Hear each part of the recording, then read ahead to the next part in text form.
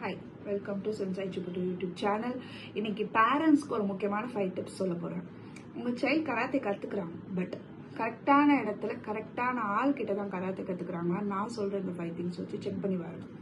Number 1, உங்கள் சைல்டுக்கு individual attention கிடைக்குதா? Number 2, உங்கள் சைல்டு டிசிப்ளினை ஃபியர் மூலியமாக இல்லாமல் ரெஸ்பெக்ட் மூலியமாக கற்றுக்குறாங்களா? நம்பர் 3, உங்கள் சைல்டோட ப்ராக்ரஸை ப்ராப்பராக ட்ராக் பண்ணி அதுக்கேற்ற கைடன்ஸை கொடுக்குறாங்களா?